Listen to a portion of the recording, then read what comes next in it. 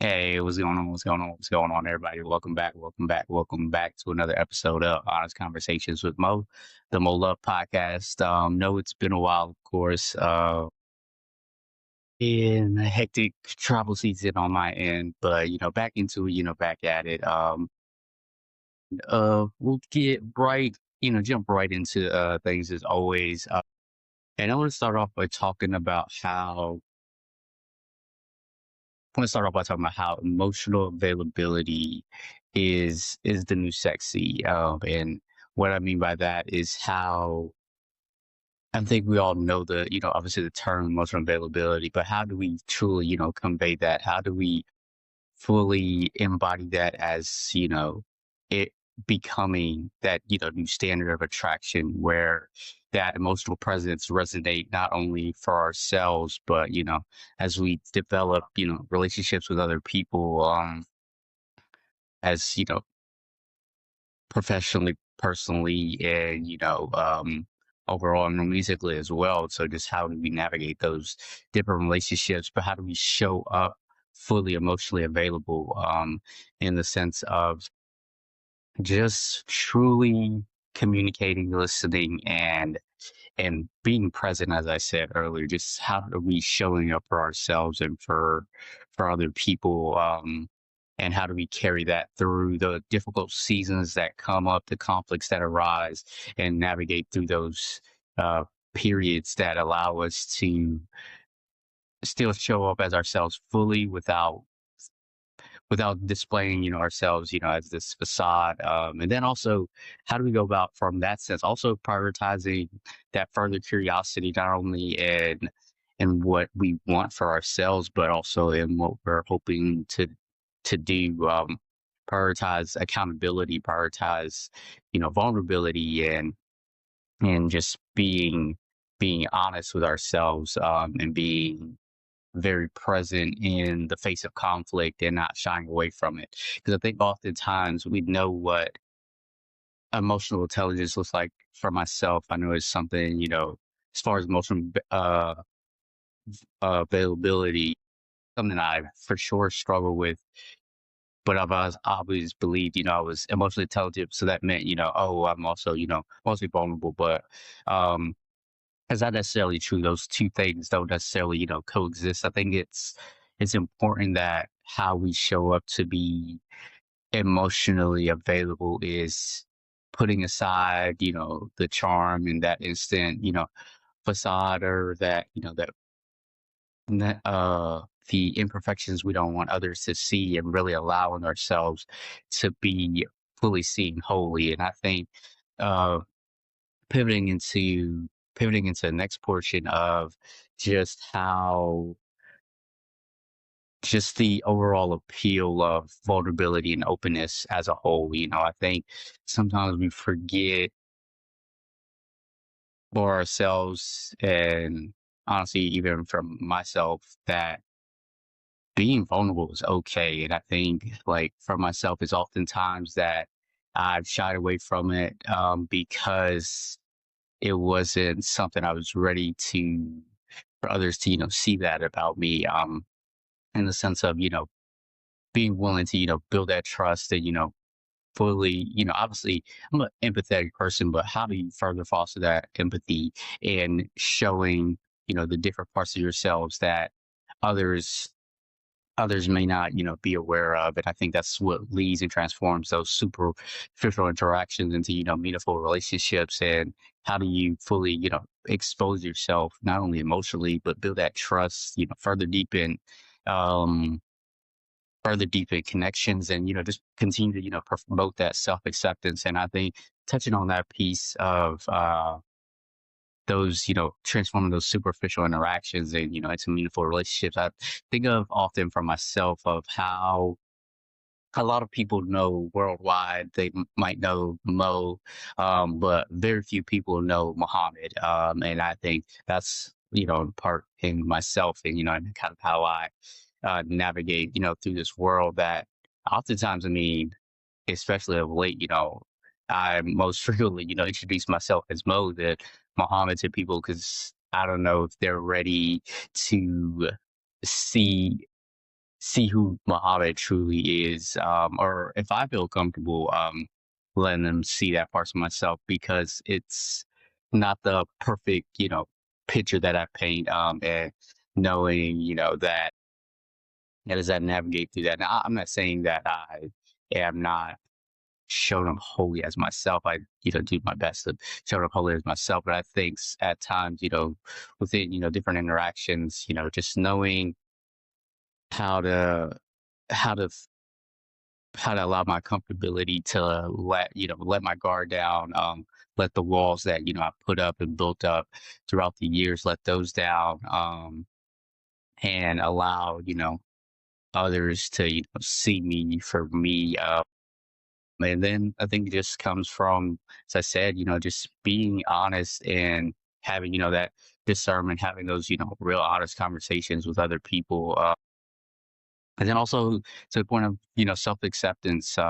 What parts of myself am I, fully aware of, and what parts of myself, do am I, running from? What parts of myself am I willing to, share and, confront? And I think sometimes when we're working through the different parts of ourselves, we forget about the parts that, we hide and, we run from, oftentimes. And I think that's why it's important to, moving on to the next part, why it's important to, just of be aware of your blind spots. And then, for myself, I'll touch on a few blind spots in a moment, but I want to just get on for a quick second, just how, with our blind spots, those are those parts of ourselves that we readily maybe not are aware of. You can't see all the parts of yourself, obviously.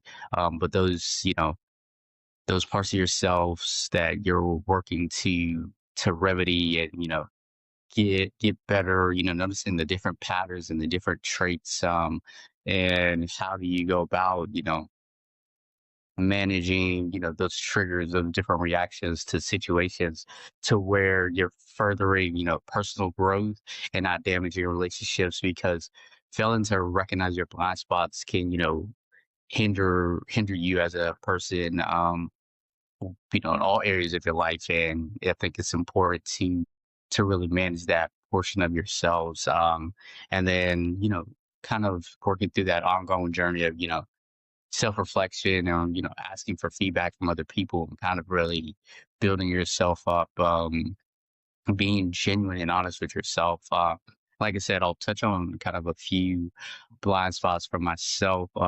And that, a few of them are just starting off with, this first one, how sometimes, I fear being fully loved.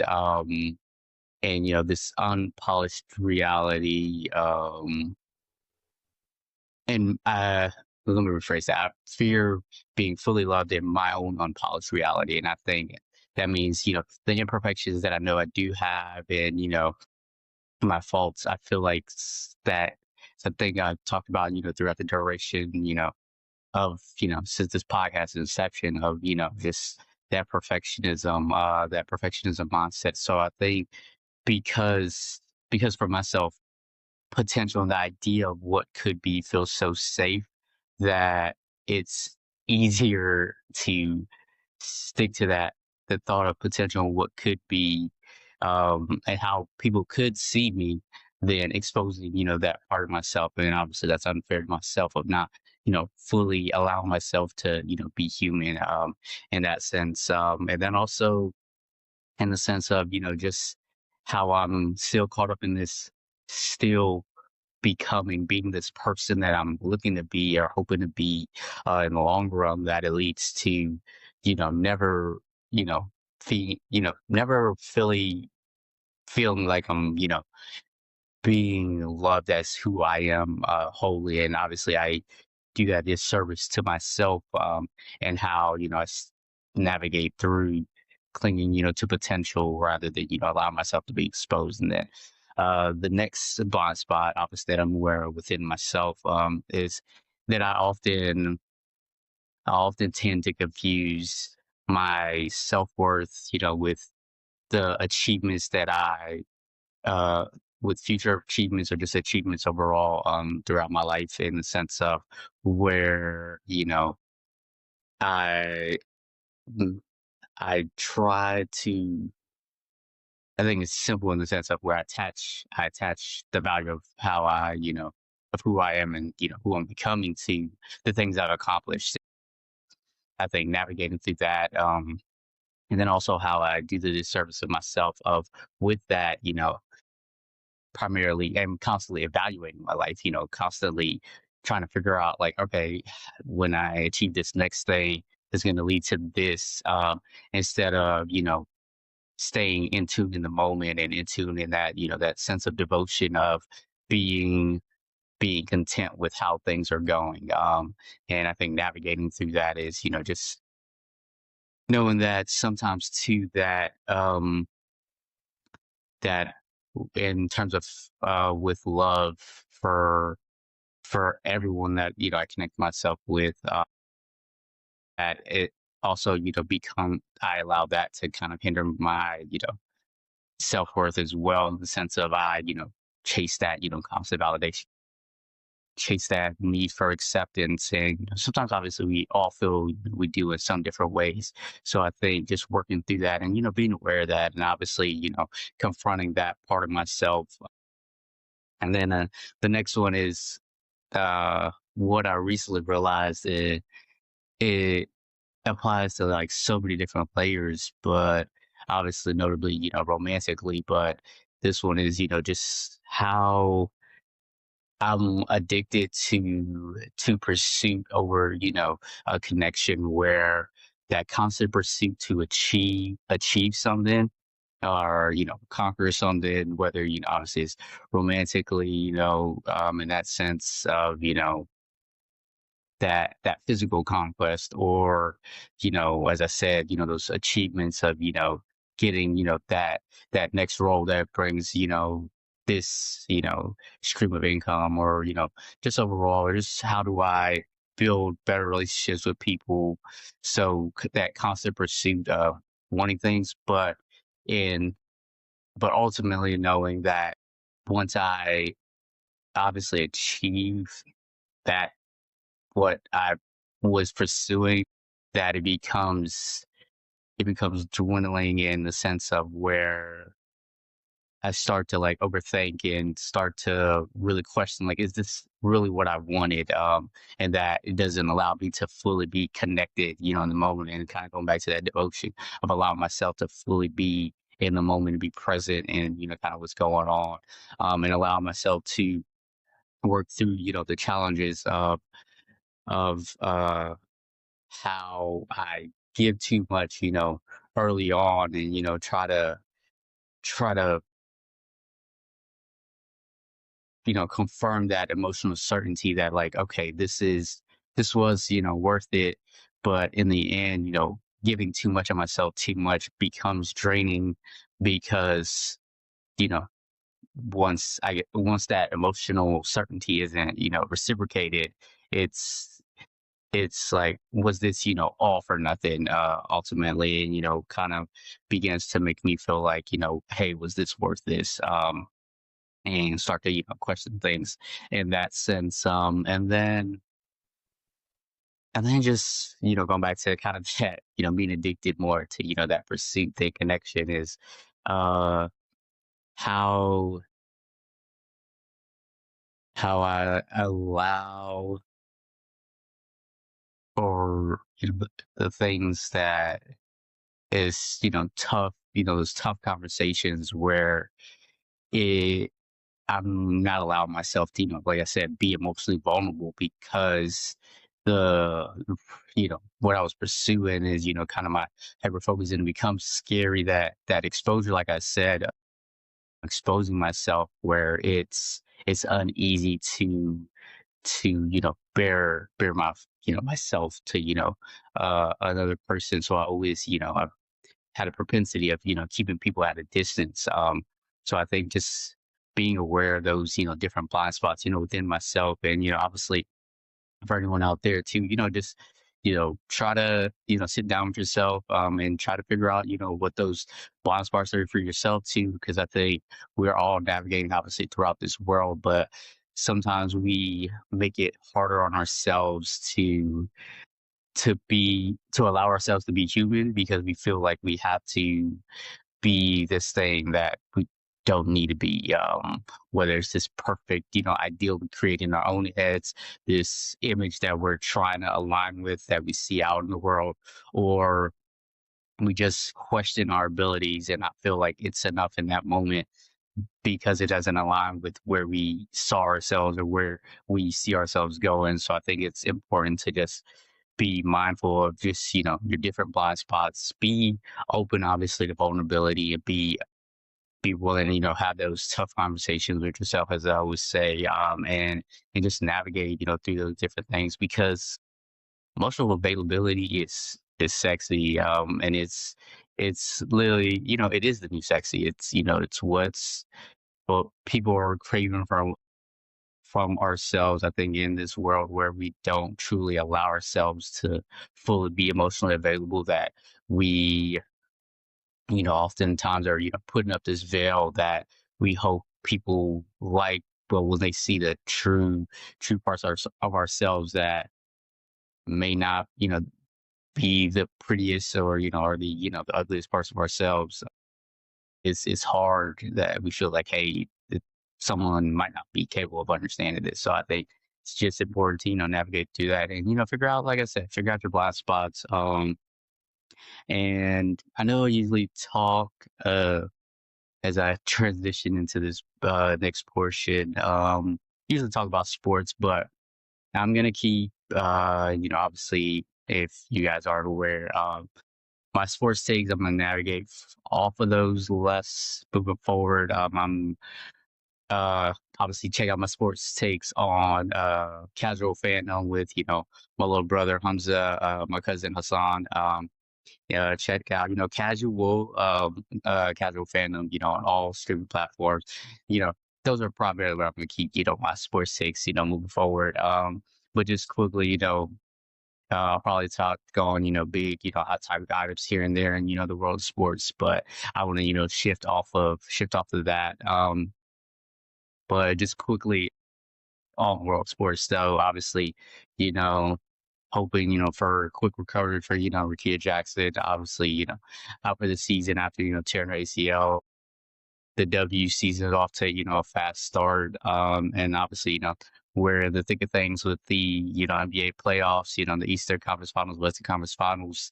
Uh, as I said, check out my sports takes now moving forward, on Casual Fandom podcast. And on that note, I do want to try though a new segment with you all. And I've been getting back into my writing bag and my poetry, and title this new segment "Most Poetry Corner." So I'm gonna do a quick piece for y'all. And yeah, so new segment alert. But yeah, so we'll jump right into the piece and get started. All right. Wow, I'm super nervous. I'm not even gonna lie. But we'll begin. Yeah. So, looking to find ways to avoid being clueless, cues from my heartstrings to remain lucid, playing loose in the game as I try to remain tact, finding ways on this plane to find a heart that lets me back. Clueless, in fact, trying to remain sane, resorted to a myriad of ways to cope with the pain, eventually get back to loving me again. Too scared to give away my heart like that. Eventually got back to loving me again. Afraid to be scarred like that. Eventually get back to loving me again. No longer the shooter that I want to be, scared of the split in 3 or 4 or 5 ways that my heart will go ablaze. Yet it's okay to allow her to gaze into my world where I'm working on getting my dreams to align, this paper to incline to new heights, not for any materialistic tools, rather majestic views, visionary belief of what could be. Before I was clueless, blocking the world yet still seeking validation, feeling like a trophy would calm my nerves, soften scars that remain loosened. Winds felt so elusive, aimless with my heart and aloof Cupid. Clueless, in fact, trying to feed my pride, foregoing the grind for an easy route. when my dreams appear with no tears, instant gratification, trying to climb the mountains without a rung. Boys, you dumb, my mom would say it on native tongue, stuck in the back of my mind, forgetting to be grateful of the signs, stuck in cycles, letting my care decline. No one has never clueless, just not an expert at the time. Knowing I'm not an expert, just have faith, belief that my voice carries weight beyond the doubts that creeps and weighs heavy.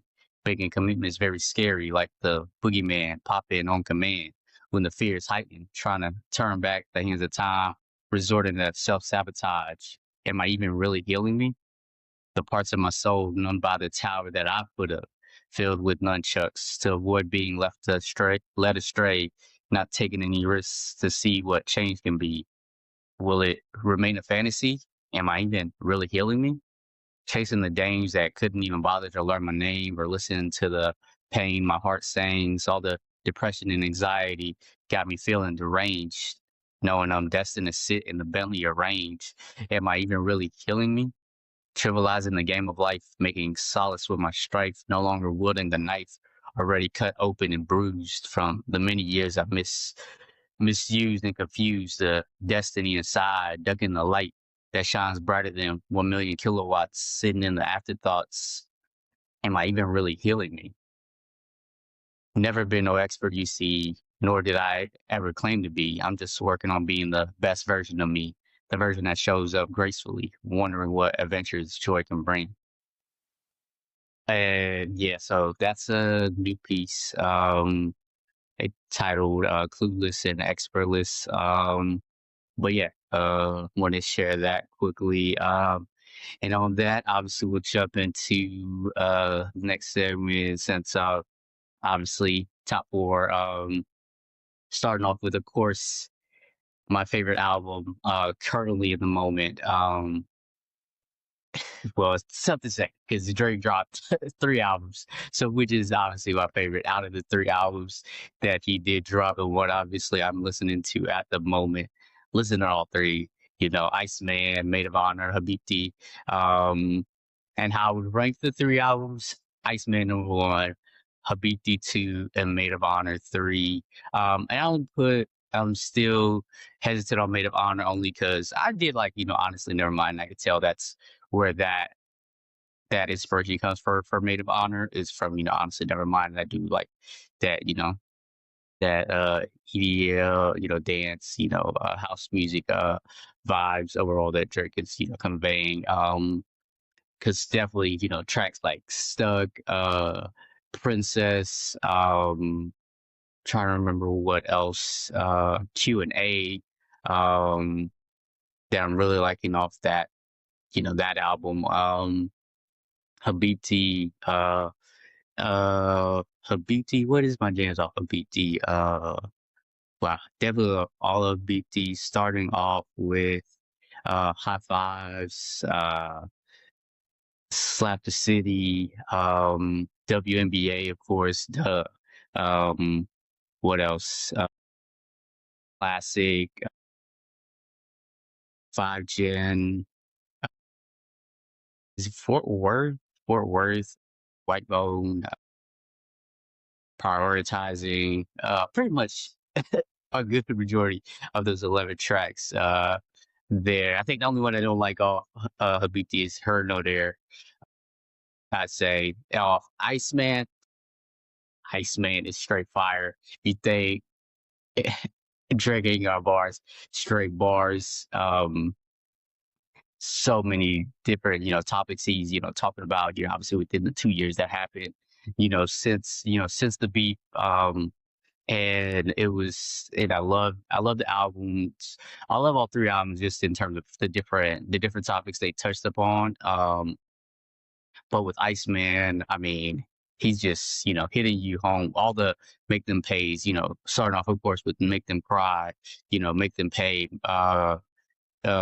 make them cry, make them pay, make them remember, make them know. Straight fire, straight bars, and incredible throughout. All three of those, all of those tracks. And then you got Firm Friends, you got Janice, SCFU, Janice, shut the fuck up. Straight heat. And I knew our first listen. it was straight heat, and obviously seeing it now, obviously looking to be, going to be, number one on Billboard. And then just the fact of, the history that Drake is doing with these albums, three albums, that are all one, two, and three on the, Billboard 100, Billboard 200. Three songs are the top three. And I would say on the Billboard 200 as well, the top out of the top 15 tracks on there, 14 of them are his. Incredible there. I mean, we always know Drake to be a hit maker, but just with these three albums, it's been incredible. And but yeah, my favorite track definitely Jen is Shut the Bug Up from Iceman. Uh Stuck off Maid of Honor, and then Stuck in Q&A, and then Princess, I do like that. And this kind of tied there, um and then off Habibti is gotta be Habibti's tough. Habibti is a tough one. I'm gonna say WNBA. It's sad to see your top for one A one B there. But yeah, Iceman, Janet shut the fuck up. Don't worry. Too hard for the radio, Firm Friends, National Treasure, Plot Twist still growing on me.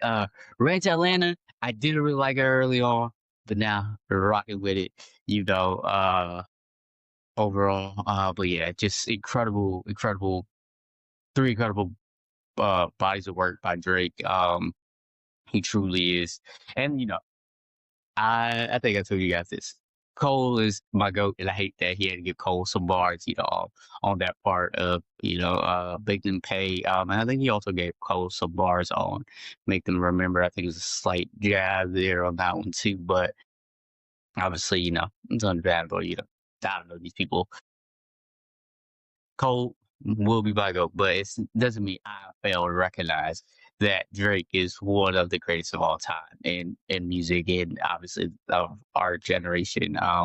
And his incredible ability to just create music that I know for sure will be timeless. Like classic is gonna bang, in the future. Like that's the thing about Maid of Honor is like I feel like I still need to truly fully hear it outside. I think this was gonna be fun about hearing it outside this summer. But yeah, he made three incredible bodies of work. That's all I've been listening to. That's definitely my favorite album of this current moment right now. Favorite show I'm currently watching, a lot of Apple TV, straight hit makers. It's a sense of just been watching obviously new season of Friends and Neighbors. Udo's Bay is solid. I started a new show last night called Maximum Pleasure Guaranteed.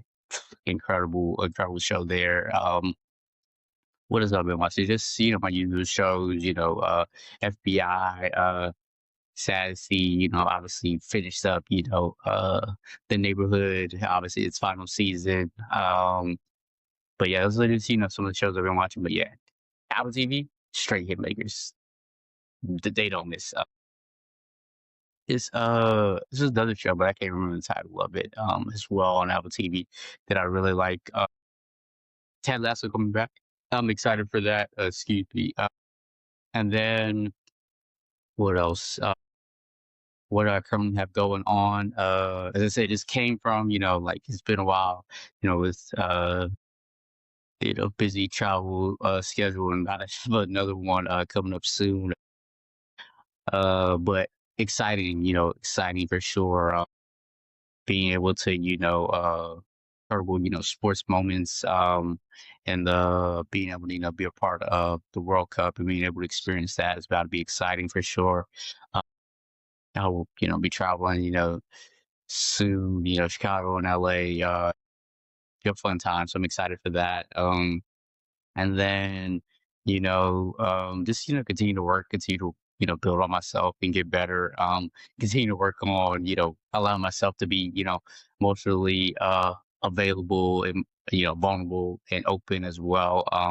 And then what am I looking forward to? Like I said, this upcoming travel season for myself, and what lies ahead. And allowing myself to not look to what the future looks like after it, but being present in that moment. And taking it all in, because I already know it's about to be an incredible experience. So I'm excited for that. And then, like I was, just continue to, grow and get better, as I only can, day by day.